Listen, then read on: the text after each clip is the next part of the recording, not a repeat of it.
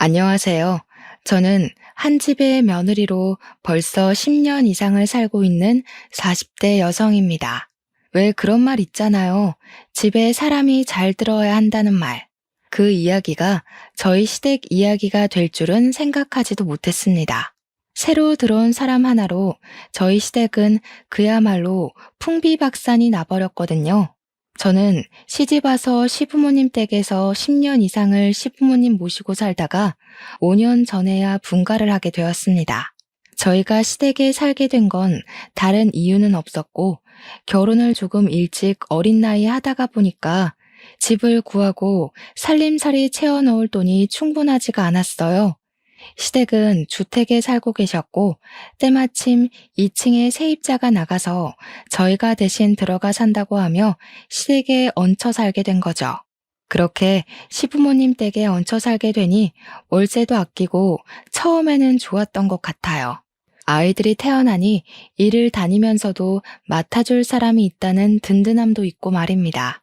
저희 남편에게는 결혼하지 않은 형이 있었어요. 정확히 말하면 남편은 둘째 아들인 거죠.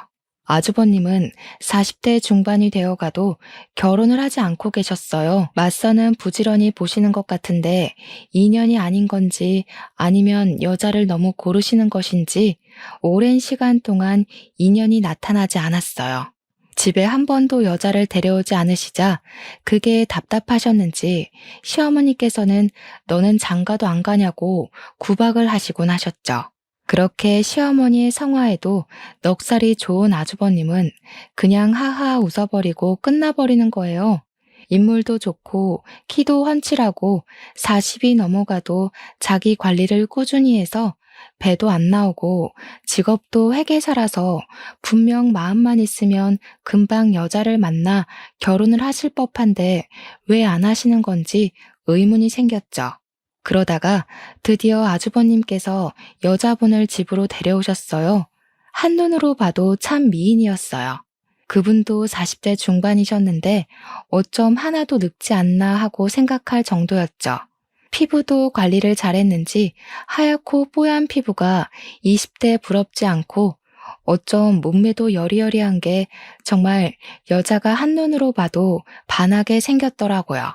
비단 같은 검은 머리를 야무지게 틀어올려 깔끔해 보이는 인상에 붉은 입술, 붉은 매니큐어를 칠했어도 사람이 쉬어 보이지 않고 오히려 고급스러워 보이는 사람이었어요. 그러기 쉽지 않은데 말이죠. 저는 예비 형님을 보고 저 사람 정말 귀티가 난다고 생각했죠. 잘 꾸미고 감각이 있어 보이는 그런 여자였어요. 집으로 들어오며 아주버님과 예비 형님은 시부모님께 인사를 드렸어요. 어머니, 제가 사랑하는 사람을 데리고 왔어요. 이 사람이랑 결혼하고 싶어요. 허락해 주세요. 시어머니는 두 눈을 치켜뜨시면서 그 여자분을 위아래로 훑어보시더니 길게 한숨을 내쉬었어요. 보니까 나이가 있어 보이는데 이제까지 혼자 지냈을 리는 없어 보이고 우리 혁수랑 재혼인 거야? 혹시 자식이 있거나 하는 건 아니지? 여자분은 다소곳하게 앉아 고개를 내리깔고 있었어요. 그리고 두 손을 무릎 위에 포개었죠. 그 모습도 얼마나 청순해 보이던지. 네, 재혼입니다. 사실 2번 사별했어요. 첫 번째는 사고였고 2번째 남편은 병사를 했습니다. 두 사람 사이에 자식은 없었어요. 그 예비 형님은 차분하게 시어머니의 말에 대답했죠. 뭐야, 한 번도 아니고 2번이나? 그것도 사별이라니 말도 안 된다.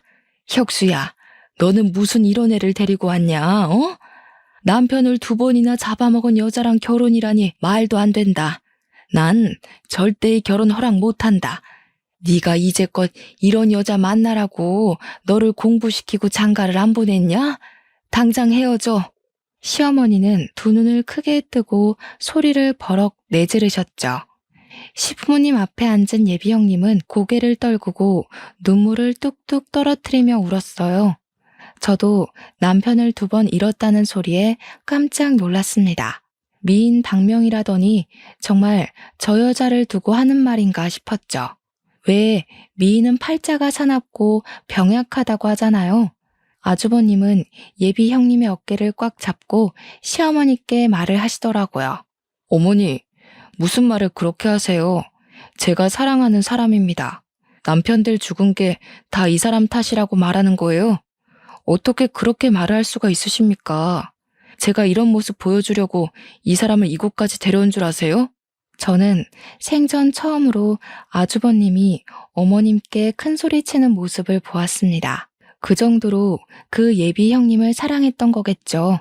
어머님 말씀이 정말 다 맞아요. 저도 제가 남편 잡아먹은 것 같아 다시는 결혼을 하지 않겠다고 다짐하고 다짐했습니다. 그런데 혁수 씨를 만나고 깊이 사랑하면서 이 남자면 남은 평생을 다시 시작해도 되지 않을까 그런 생각까지 해버렸어요. 처음엔 결혼은 안 된다고 그냥 만남만 가지자고 약속했는데 어쩌다 보니 이곳까지 와버렸네요. 정말 죄송합니다, 어머니. 자네가 알고 있다니 참말로 다행이네. 알면 우리 혁수랑 헤어져. 또 다른 사람 명줄 재촉하지 말고 그런 팔자는 평생 혼자 살아야 맞는 거야. 다시 결혼하다니 그건 자네 욕심이네. 아주버님은 시어머니의 말을 듣더니 그 여자의 팔을 잡아 일으켜 세우며 두 눈을 크게 떴어요. 어머니, 이 사람 며느리로 안 받아들이시면 저도 이제 아들로 안 받아들이는 거로 생각하고 이제 집에 찾아오지 않겠습니다. 제가 사랑하는 사람 처음으로 데려왔는데 이렇게 취급받는 거 더 이상 보지 못하겠네요. 그렇게 말하며 그 여자의 손을 잡고 집을 박차고 나가버리는 겁니다. 아이고, 저 녀석 봐라. 이 어미는 눈에도 안 뵈는가 봐. 어떻게 저런 말을 입 밖으로 내뱉을 수가 있다니? 응? 내가 이런 꼴을 보려고 이제껏 너를 밥 먹이고 공들여 키운 줄 알아? 이 망할 놈의 자식아. 저도 이렇게 강하게 나오는 아주버님의 모습을 처음 봤는데 어머님 또한 많이 놀라셨겠죠. 시어머님은 자식이 되어서 시어머니의 속을 이렇게도 몰라준다면서 바닥을 치시면서 대성통곡을 하고 한마디로 집안이 쑥대밭이 되었죠. 그런데 시아버지의 반응이 더 어머니를 속상하게 만들었습니다. 아니, 당신은 자식이 평생 처음 사랑한다는 여자랑 결혼한다고 데리고 왔는데 그렇게 말하면서 사람이 살다 보면 이런 일 저런 일 다 겪으면서 사는 거지. 남편을 2번이나 잃었으면 아이고 고생했다. 품어주지 못할 망정. 이렇게 문전박대를 하면 되겠냐고. 어머님은 시아버지의 말에 기가 막혔는지 두 눈을 크게 뜨셨어요. 아니, 당신은 그게 말이라고 하는 거야? 옛날 어른들이 하는 말 하나도 틀린 것 없어. 집안에 사람 하나 잘못 들이면 집이 망하는 거라고. 이 집이 망조가 되려고 일어나 당신까지 왜 이래? 자식이 잘못된 길로 가면 버선발로 막아서야지. 아버지가 되어서 아들 망하라고 구슬하네. 당신이 그러니까 고약한 노인의 소리를 듣는 거야. 당신이 오늘만 그래? 평소에도 작은 애한테 하는 거 봐봐. 내가 이런 말 안 하게 생겼나? 그냥 사람 하나 잡으라고 길을 쓰고 막아서는 거 내가 모를 줄 알아? 그냥 잘됐다고 축하는 못할 망정.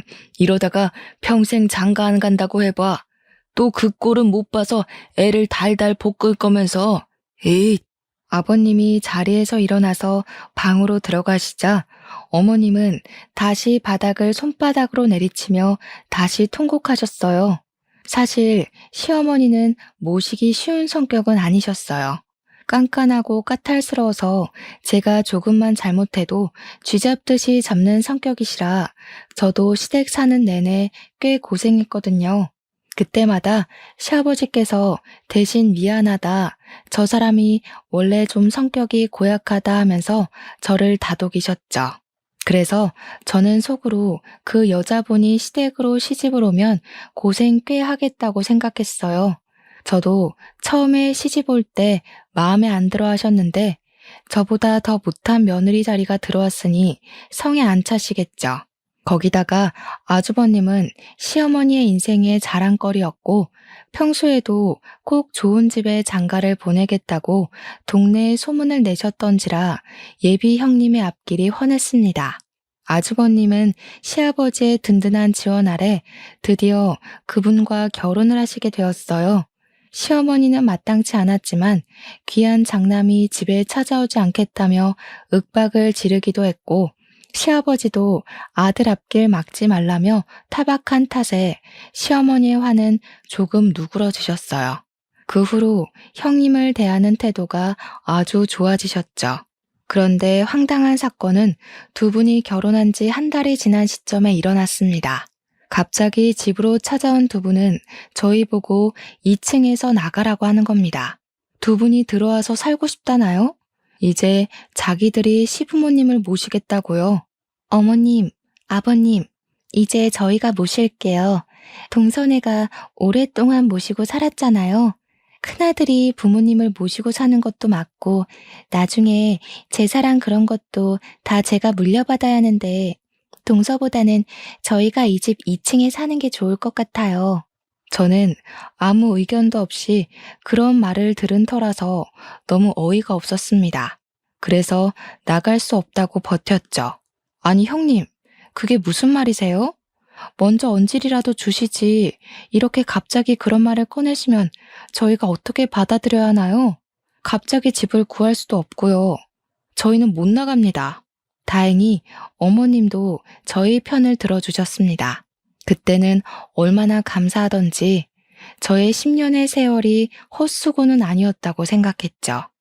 작은 아들보다 항상 큰 아들을 먼저 챙기셨으니까요. 그게 무슨 말이냐? 작은 애들을 나가라고 하다니 이제껏 잘만 살았다. 제사야 아직 내가 살아있는데 제사 때마다 와서 도우면 되지. 그게 뭐가 문제라고 잘 사는 애들을 나가라 말라 하는 거냐? 어머님, 원래 부모님은 큰아들이 모시는 거잖아요. 동서도 오랫동안 고생했고 이제 저희가 모시면서 호강시켜드리고 싶어요. 제가 어머님 곁에서 살고 싶어서 그이한테 졸랐어요. 제가 잘 모실게요. 동서, 그동안 부모님 밑에 있었으니 돈 좀 모아놓지 않았어? 동서 성격에 헤프게 사용하지도 않았을 것 같은데. 그 돈이면 작은 아파트라도 나가서 살아. 언제까지 시댁에 염치 없이 붙어 살 거야? 저는 딱 할 말을 잃어버리고 말았어요. 물론 저희도 분가하려고 청약을 들어놓은 것도 있기도 했지만 이렇게 갑작스럽게 쫓겨나듯이 나갈 줄은 생각하지 못했죠. 저는 당황해서 시아버지와 시어머니를 번갈아서 쳐다보았어요. 그런데 시아버지께서 저희 보고 나가라고 하시는 겁니다. 그래, 그나기 말이 다 맞다. 시부모는 그나들이 모시는 게 맞지. 작은 아기 너는 직장 다니니 어차피 집안일도 많이 못할 거잖니? 이제 큰아기가 다 꾸려서 하고 싶다니까 그렇게 하라고 했다. 빨리 집 얻어서 나가거라. 이미 형님이 아버님과 말을 끝내놓은 상태더라고요. 더 이상 어떻게 설득할 방법을 찾지 못했습니다. 집주인이신 아버님이 나가라는데 무슨 말을 더 하겠습니까? 저희는 그렇게 10년 넘게 살았던 집에서 쫓겨나듯 나와야 했어요. 워낙 급하게 나오느라 좋은 집을 구하지도 전셋집을 구하지도 못해서 월세를 주고 작은 아파트로 들어가게 되었습니다. 저야 뭐 퇴근하면 큰 살림 맡아서 하던 걸 이제 작게 줄여서 하니까 좋았지만 애들 아빠는 왠지 부모님에게 버림받은 느낌이었는지 울적해 보이더군요. 그렇게 10년 넘게 살다가 하루아침에 나가라는 말을 들었으니 오죽했겠어요. 그래도 세월이 약이라는 말처럼 지내다 보니까 작은 아파트도 우리 네 식구끼리 지내는 것도 금방 익숙해져서 오손도손 잘 지내게 되었습니다. 그렇게 시댁에서 나온 지 반년쯤 되었을까요? 어머님에게 전화가 온 겁니다. 전화를 받았더니 어머니의 목소리가 반쯤 죽어가는 겁니다. 작은 애냐? 나다. 지금 나한테 올 수 있냐? 지금 밖인데 머리가 어지럽고 구토가 나오는데 도저히 걸을 수가 없어서 길에 앉아 있다. 나 좀 데리러 와라. 저는 한창 근무 중이었기에 어머니의 전화를 받고 당황했습니다. 집에는 일을 안 하고 계시는 형님도 있는데 저한테 전화를 하신 거죠. 분명 무슨 일이 있다는 생각이 들었습니다. 어머니, 무슨 일 있으신 거예요? 형님은요? 형님 집에 안 계세요? 지금 어디 계신 거예요? 제가 일단 갈게요. 잠시만 기다리세요. 저는 일단 시어머니에게 가기로 했습니다. 어머니는 집에서 멀지 않은 공원에 바닥에 주저앉아 계시더라고요. 몇 발자국만 가면 벤치가 있는데도 말이죠. 저는 어머니에게 달려가니 어머니께서 저의 손을 와락 잡으시는 겁니다. 얘야, 작은 애야, 나 너희 집에서 살면 안 되냐?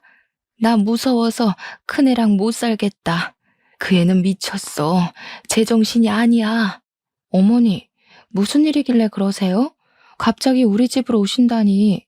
형님이 제정신이 아니라니 무슨 말씀이세요? 어머니의 입에서 들려오는 말은 너무 충격적이었습니다. 그 애가 하는 음식이 너무 맛이 이상한 거야. 도저히 역해서 못 먹겠다고 하면 너희 시아버지하고 아주버님이 음식에 아무 이상도 없는데 괜히 아무 죄도 없는 애를 타박한다고 난리를 치는 게 아니겠니? 그래서 내가 몰래 그 애가 음식하는 걸 쳐다봤더니 내가 먹는 국에 이상한 약품을 타는 게 아니겠냐. 내가 놀라서 너 뭐 하는 거야? 했더니 딱 음식을 엎질러 버리고 갑자기 울음을 터뜨리는 거야. 자기가 아무리 미워도 어떻게 그런 거짓말을 하냐고 말하는데 아유, 집에 불려오를 들였어. 보통이 아니야. 저는 어머니의 말을 듣고 아무 말도 못하고 그 자리에 굳어버렸죠. 사람 먹는 국에 수상한 약을 넣는다니 평생 들어본 적도 없는 이야기였어요. 어머니는 다시 속이 메슥거린다며 가슴을 문지르시며 바닥에 다시 빈속을 개어내셨습니다. 어머니, 괜찮으세요? 언제부터 이러신 거예요? 병원은 가보셨어요? 일단 자리에서 일어나세요. 바닥이 차요. 잠시 있다가 저희 집으로 가요. 저는 어머니를 일으켜 옆에 벤치로 가서 앉혀드리고 등을 두드렸습니다. 안 되겠다. 아무래도 이대로 있다가는 다들 그년 손에 죽겠어. 작은 애야, 혹시 핸드폰으로 녹음이나 사진 어떻게 찍냐? 그년의 본색을 내 손으로 밝혀내야겠어. 저는 어머니의 핸드폰으로 녹음 기능과 동영상 촬영 기능을 알려드렸습니다. 워낙 어머님의 성격을 잘 알고 있었기에 형님의 트집을 잡기 위해 그런다고 생각했죠. 저도 처음에 실수로 참기름 대신에 들기름을 넣었다고 얼마나 크게 혼이 났던지 어머님이 형님에 대한 분노가 넘치는 거로 생각했습니다. 아직도 속이 힘드신지 몸을 잘 가누지를 못하더라고요. 이제 어머님도 연세가 있으시니 혹시 치매기가 있나 걱정도 되었죠. 병원으로 가자고 몇 번 이야기를 했지만 어머니는 집으로 가시겠다고 하시더군요. 어쩔 수 없이 어머님을 모시고 시댁으로 향했습니다. 시댁 문을 열고 들어가자 형님이 달려오시며 시어머니를 부축했습니다. 어머님은 자신을 부축하는 형님의 손을 탁 하고 쳐내셨어요. 너는 내 몸에 손도 대지 마라. 네가 손만 닿아도 징그럽다. 소름 끼쳐. 저리 가.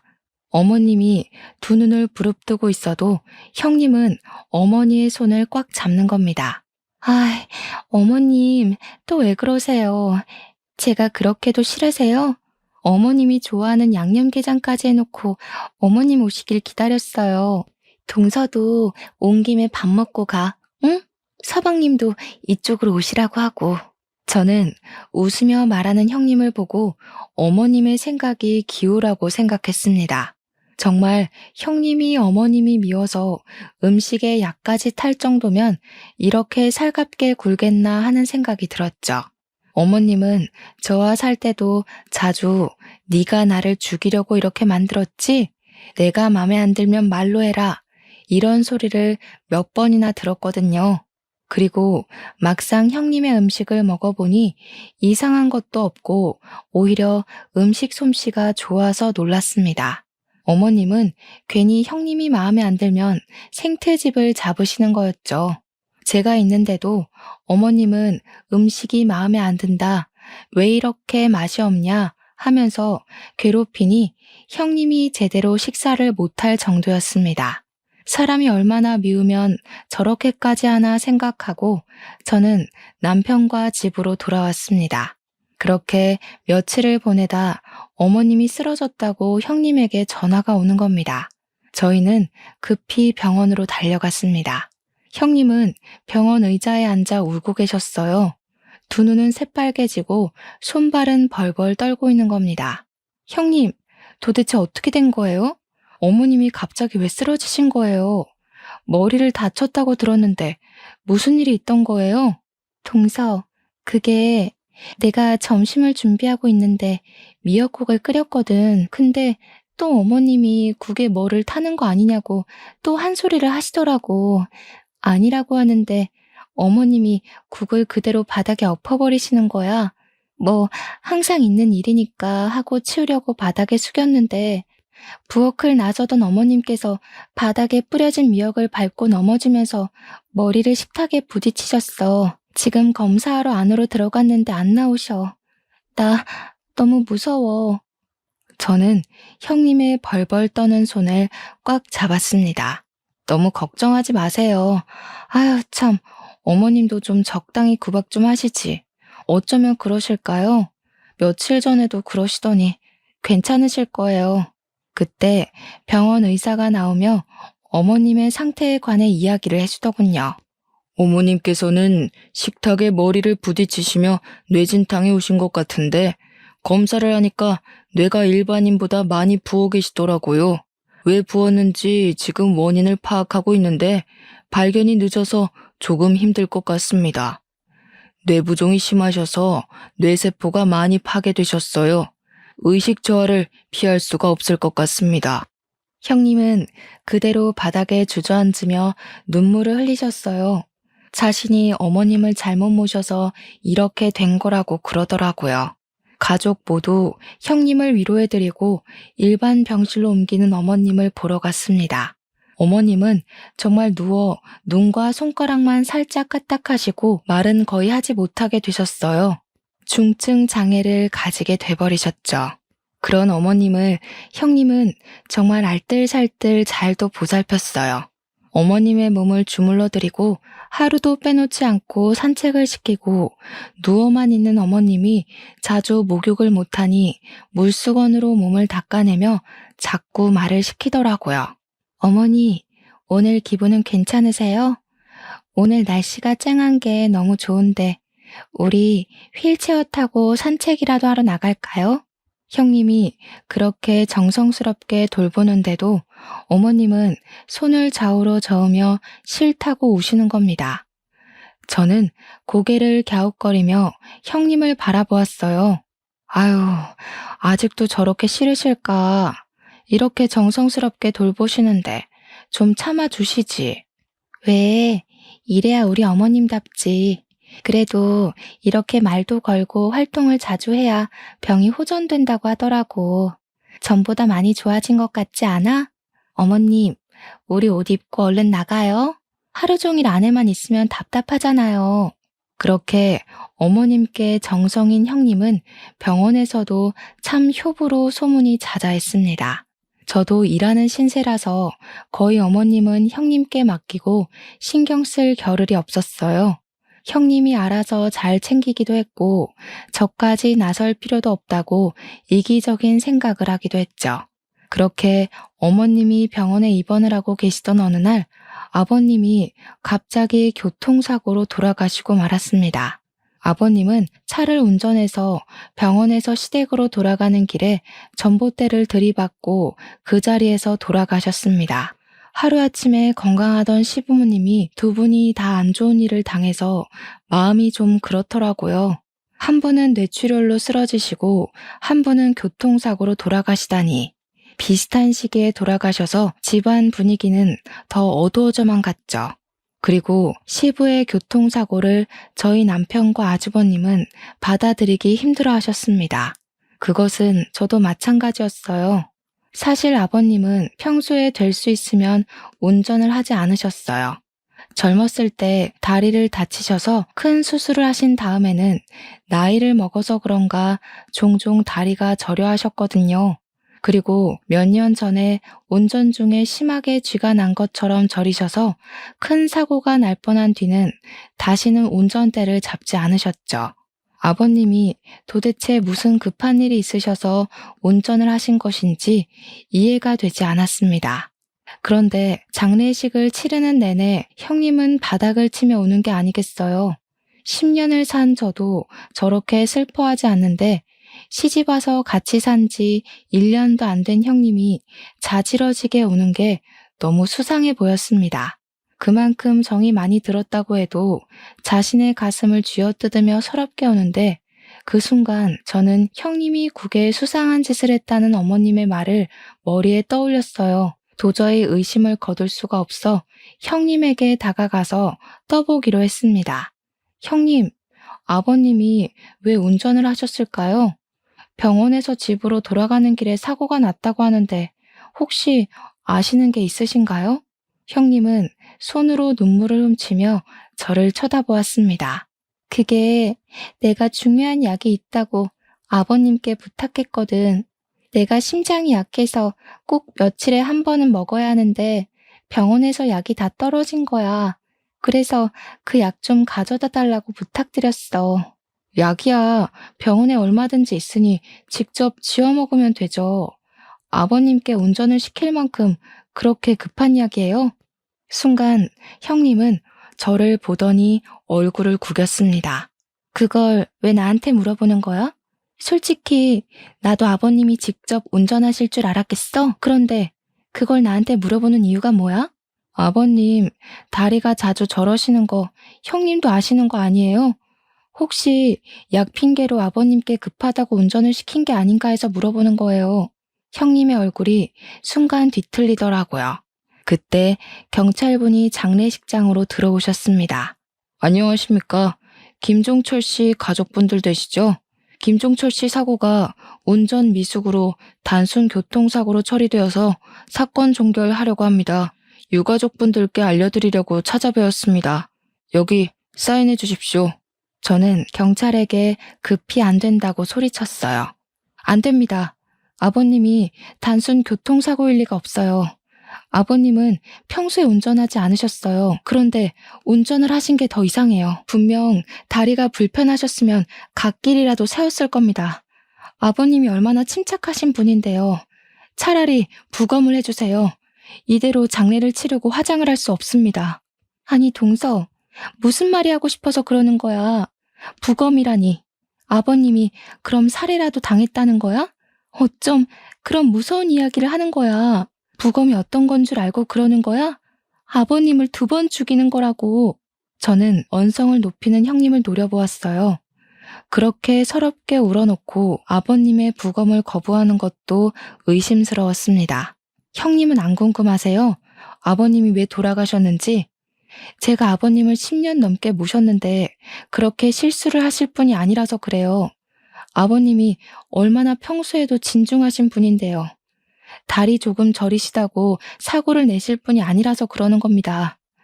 다리가 한 번 저리면 그날 하루는 하루 종일 저리세요. 절대 운전을 하셨을 리가 없어요. 순간 형님의 얼굴은 순간 시뻘개지더군요. 경찰은 일단 알았다는 듯이 손을 앞으로 내밀고 말했습니다. 일단 알겠습니다. 싸우지들 마시고요. 유가족분들이 의심된다고 하면 당연히 부검해 드립니다. 진정들 하시고 사건 종결은 미루겠습니다. 아니, 재수 씨는 왜 일을 이렇게 복잡하게 만드는 겁니까? 그리고 우리 집사람을 그렇게 몰아세우지 마세요. 지금 이게 다 우리 집사람 탓이라는 말로밖에 안 들립니다. 아주버님 말에 저희 남편도 얼굴이 시뻘개져서 한마디 하더군요. 형은 안 이상해? 형수님 들어오고 나서부터 어머니 아버지가 보란 듯이 사고가 났어. 이걸 이상하다고 생각 안 하는 거야? 어머니가 이 사람한테 형수가 음식에 약을 탔다고 했어. 그리고 평소에 아버지가 운전 안 하는 거 형도 잘 알잖아. 아주버님은 두 눈이 시뻘개져서 남편을 향해 손을 들어 올렸습니다. 그 순간 형님이 아주버님의 손을 와락 잡더군요. 안 돼요. 저 때문에 형제끼리 싸우는 것은 못 보겠어요. 저라도 이상하게 생각하겠어요. 제가 온 다음 이런 일이 생긴 거잖아요. 항상 이렇게 열심히 해도 이런 오해를 받아요. 그런데도 이런 상황은 정말 익숙해지지가 않네요. 차라리 저 때문에 싸우실 거면 우리 이혼해요. 형님은 아주버님을 껴안고 다시 울기 시작했습니다. 아주버님은 우리 둘을 노려보며 형님을 토닥이셨죠. 그 모습을 보는데 정말 형님 엉덩이에 꼬리 9개가 보이는 것 같았죠. 어머님 말대로 불려우가 틀림없다는 생각이 들었습니다. 그렇게 정신없이 장례식은 끝이 났지만 아버님의 시신은 저의 바람대로 국과수로 가게 되었어요. 부검하려면 시간이 조금 걸린다고 하더군요. 저희는 아버님을 부검하러 국과수에 보냈지만 사실 아무것도 안 나오길 빌었어요. 특히 친정아버지를 일찍 잃었던 저에게 아버님은 아버지 같은 존재셨어요. 시어머니의 깐깐한 시집살이에도 시댁에서 오랫동안 버틸 수 있었던 건 전부 아버님의 보살핌이 있었기 때문이니까요. 국과수의 연락을 기다리는데 형님이 저에게 전화하셨습니다. 회사 앞이니 얼굴 보며 이야기 좀 하자고요. 형님은 회사 앞 벤치에 앉아 저를 기다리고 계시더라고요. 저를 보고 어색한 미소를 짓는데 저는 속이 참 복잡해지더라고요. 동서, 내가 여기까지 찾아와서 불편해? 나도 한참 고민하다가 찾아왔어. 사실 가만히 있으려니 속이 너무 답답해서 나도 모르게 찾아와 버렸네. 내 팔자가 너무 사나워서 이렇게 주변 사람들을 불편하게 만들어. 그래서 이제는 혼자 익숙해지려고 해도 그게 또 안 돼. 동서도 내가 참 밉지? 그 말을 듣는데 괜히 제가 또 미안해지더군요. 형님은 굵은 눈물을 흘리며 손수건으로 눈물을 닦아내는데 사람 마음이 편할 리가 있나요? 어머님, 아버님이 나이가 드시니 괜히 고집도 세지고 평소에 하지 않던 일을 할 수 있는 건데 내가 너무 사람을 몰아세운 건 아닌가 하는 마음이 드는 겁니다. 저에게도 의심스러운 정황만 있지 확증은 없으니까요. 아니에요. 전 형님을 싫어하지 않아요. 그냥 확실히 알고 싶었어요. 명확하게 알고 아버님을 보내드리고 싶었어요. 저도 아버님 몸에서 아무것도 발견되지 않았으면 좋겠어요. 그런 무서운 일을 형님이 했다고 생각하고 싶지도 않고요. 형님은 손수건으로 눈물을 닦아내더니 가방에서 에너지 드링크를 꺼내 뚜껑을 열어 저에게 주었어요. 그렇게 말해주니 너무 고마워. 복잡했던 마음이 안심된다. 자, 동서, 이거 받아. 내가 커피를 사올까 이걸 사올까 고민하다가 커피는 회사에서 마셨을 것 같아서 이걸 사왔어. 한 상자 사왔으니까 동서 한 개 먹고 나머지는 회사 사람들이랑 나누어 먹어. 목이 말랐던 저는 형님이 건넨 에너지 드링크를 그 자리에서 마셨고 형님은 이만 가겠다며 돌아가셨어요.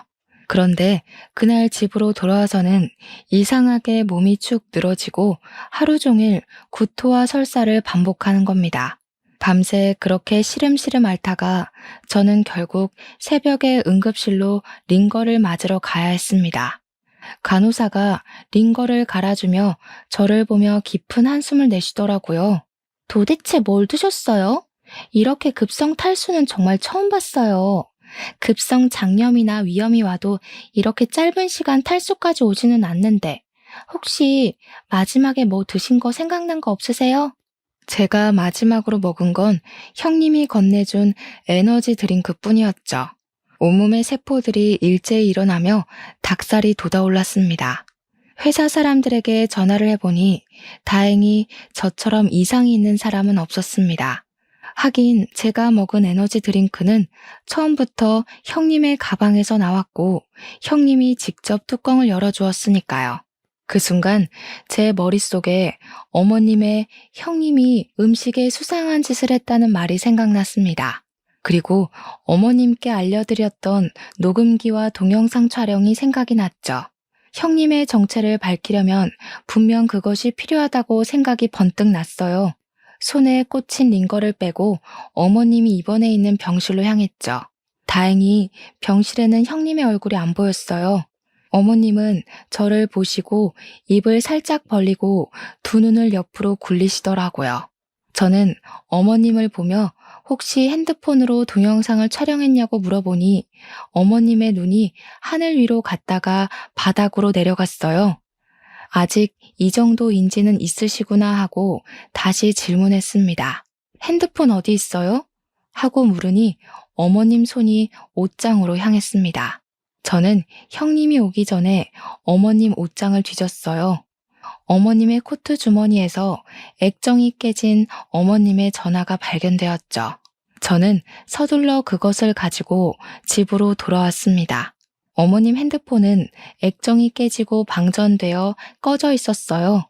그런데 전원을 켜도 켜지지 않는 겁니다. 무엇을 해도 켜지지 않는 핸드폰을 가지고 끙끙 앓고 있을 때 남편이 다가오더군요. 뭘 하는 거냐고 묻길래 어머님과 있었던 일을 설명하니 내일 핸드폰 복원업체에 가보자는 겁니다. 핸드폰 안의 내용은 복원이 가능할 거라고 하더군요. 다음 날 남편과 같이 복원 전문 업체를 방문하게 되었어요. 사장님은 핸드폰과 컴퓨터와 연결을 하더니 폰 안에 저장된 데이터를 전부 컴퓨터로 옮기시더군요. 저는 동영상이나 녹음 파일을 봐달라고 부탁을 드렸어요. 그리고 우리는 엄청난 동영상을 보게 되었습니다. 어머님은 핸드폰을 동영상 촬영하시면서 조심히 형님이 요리하시는 것을 찍고 계시더군요. 형님은 콧노래를 부르며 어머님 국에 락스를 넣으시는 겁니다. 어머님의 손이 파르르 떨리며 핸드폰을 놓치셨는지 바닥으로 떨어지고 화면에는 어머님의 얼굴만 보였습니다. 그런데 순간 형님이 어머님에게 다가오며 킥킥거리는 기묘한 웃음소리를 냈어요. 동영상을 보는 저까지 온몸에 소름이 돋아올랐죠. 아니, 어머니, 여기서 뭐 하세요? 제가 얌전히 앉아서 기다리라고 했잖아요. 아직 음식 준비 중인데 또 이렇게 몰래 보면 내가 속상하잖아. 너 내 국에 또 못 탔어. 또 나한테 강제로 먹이려는 거지? 그거 뭐야? 뭐냐고? 보면 몰라요? 보시면 아시잖아요. 제발 그만 좀 하세요. 저한테 이러면 제가 정말 못 참아요. 어차피 어머님 말씀 아무도 안 믿어주는 거 아시면서. 형님은 손에 들고 있던 프라이팬으로 어머님의 뒤통수를 내리쳤습니다. 어머님은 비틀거리며 쓰러지셨고 형님은 미역국을 일부러 바닥에 부으며 급하게 전화기를 꺼냈습니다. 그리고 어디론가 통화하는 소리가 들렸어요. 거기 119죠? 어머님이 미끄러지시며 식탁에 머리를 찌이셨는데 일어나지 못하세요. 어서 오세요. 우리 어머님이 못 일어나고 계세요. 그렇게 말하며 핸드폰을 밟고 지나갔습니다. 형님은 어머님께서 동영상을 촬영하고 있는 줄 몰랐나 봅니다. 나중에 들은 말로는 어머님이 119로 실려갈 때 핸드폰을 꽉 쥐고 있었다고 하시더군요. 그때까지 희미하게 의식이 있으셨던 것 같아요. 유일한 증거라고 생각하신 거겠죠. 저는 남편과 그것을 경찰에 바로 제출했습니다. 경찰에서는 마침 잘 됐다고 저희에게 부검지를 보여주더군요. 아버님 피에서 에너지 드링크와 니코틴 성분이 나왔다고요. 담배도 안 피우는데 무슨 소리냐고 하니까 니코틴 원액은 몇 방울만 먹어도 인체에 치명적이라고 하더군요. 운전 중 엄청난 두통과 구토를 유발하시면서 운전대를 전봇대로 향했을 가능함을 제기하셨어요. 블랙박스에도 아버님의 거친 숨소리가 잡혀 있었으니 초동 수사에서는 운전 미숙으로 긴장해서 그런 숨소리를 냈다고 생각했다고 합니다. 결국 형님은 어머님과 아버님의 살인미수와 살인죄로 잡혀오게 되었어요. 형님의 방에 있던 화장대 서랍에서 아버님에게 먹인 니코틴 원액병이 발견되었습니다. 그리고 추가로 발견된 사실은 시부모님 앞으로 고액 사망보험을 들어놓고 수익자를 형님 앞으로 돌려놨다는 겁니다. 아주버님은 경찰서로 와서 그럴 리가 없다고 소리를 질렀습니다. 말도 안 됩니다. 저희 아내가 얼마나 우리 부모님을 정성스레 모신 줄 아십니까? 이거 모험입니다. 이거 분명 누가 누명을 씌운 겁니다. 재수 씨가 그런 거죠? 갑자기 집에서 내쫓아서 앙심을 품고 그런 거죠? 아주버님은 저에게 두 눈이 시뻘개져서 달려들자 저희 남편이 형의 앞을 가로막았습니다. 지금 말 다 했어? 지금 누구한테 뒤집어 씌우는 거야? 아무리 여자한테 미쳤어도 적당히 돌았어야지.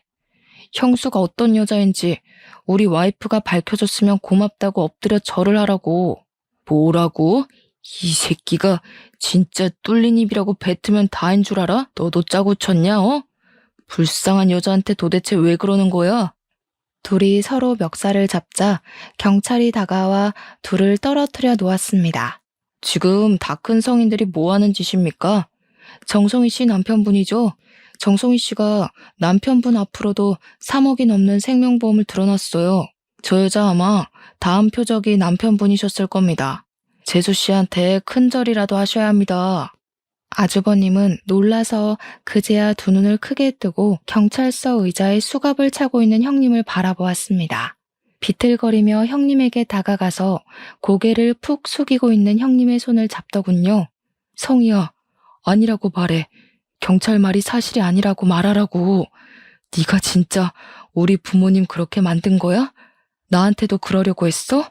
아니지. 아니라고 어서 말해. 처음부터 이러려고 나한테 접근한 거야? 빨리 말해. 경찰은 다시 아주버님을 떨어뜨렸어요. 형님은 아무 말 없이 고개를 숙이고 있더군요. 정말 아무 표정 없이 말입니다. 지금 일은 대수롭지 않다는 태도에 소름이 돋아 올라왔습니다. 경찰은 저희에게 다가와서 길게 한숨을 내쉬었습니다. 저 여자 과거 행적을 조사했더니 남편 한 명 아버님과 같은 교통사고, 그리고 다른 한 명은 어머님과 같은 뇌부종으로 사망했네요. 둘 다 거액의 생명보험금을 받은 정황이 있습니다. 수법이 같은 거로 보니 둘 다 저 여자에게 같은 방법으로 살해당한 것 같습니다. 저의 몸에 온몸에 닭살이 돋아오르고 머리가 쭈뼛 섰어요. 정말 처음부터 우리에게 돈을 노리고 들어온 거라는 생각이 들자 말이 안 나오더군요. 텔레비전에서만 보던 그 소시오패스가 바로 우리 형님이었던 겁니다. 자신은 연약한 사람인 척 접근해서 남을 이용하는 그런 사람 말입니다.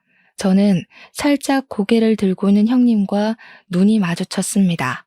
형님은 그 순간에도 무표정으로 저를 바라보고 있더군요.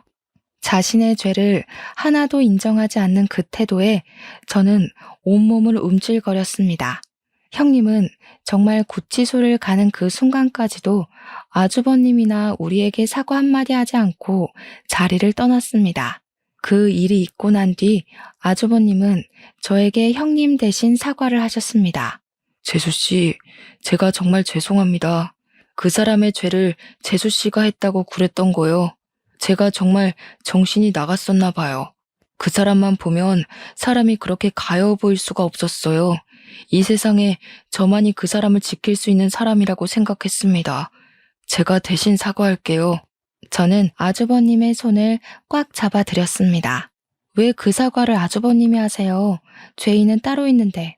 아직 우리는 사과조차 못 받았잖아요. 그리고 아주버님도 피해자잖아요. 처음부터 알고 만난 것도 아니잖아요. 그러니까 사과하지 않으셔도 돼요.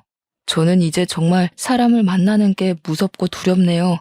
인생 처음으로 목숨을 걸고 사랑할 수 있는 사람이 생겼다고 생각했습니다. 그런데 그 사람이 제 가족을 죽이고 저를 죽이려고 했다니 이제 사람을 믿을 수가 없어요. 저는 해외로 나갈까 생각합니다. 한국에 남아서 어머니를 볼 염치가 너무 없습니다. 마지막까지 이런 부탁드려서 죄송합니다. 저희 어머니 부탁 좀 드려도 될까요? 저는 고개를 끄덕였습니다. 가장 믿어야 할 사람한테 당한 배신이니 그 마음이 오죽할까요? 아주버님은 정말 몇 달 후에 외국으로 짐가방 하나 들고 떠나버렸습니다. 저희 형님은 전 남편들의 살인죄도 인정되어 가석방 없는 무기징역을 선고받았습니다. 영원히 사회와 격리된 채 그곳에서 살아야 하는 거죠. 참 한 가족을 풍비박산 내놓고도 같은 하늘 아래 숨을 쉬고 살아야 한다고 생각하니 아직도 소름이 돋아요. 저희 어머님은 요양원으로 모셨습니다.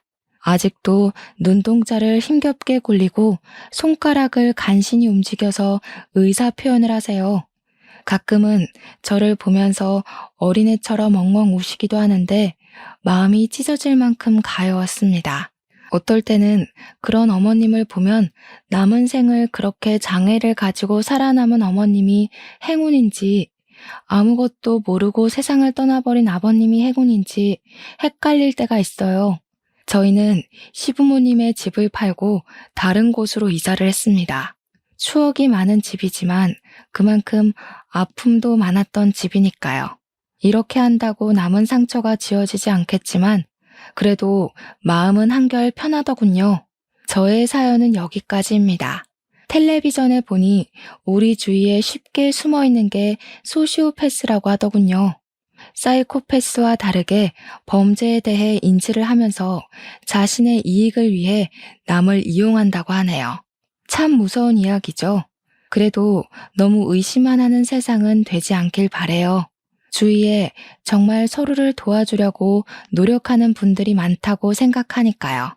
이만 긴 글을 줄이겠습니다.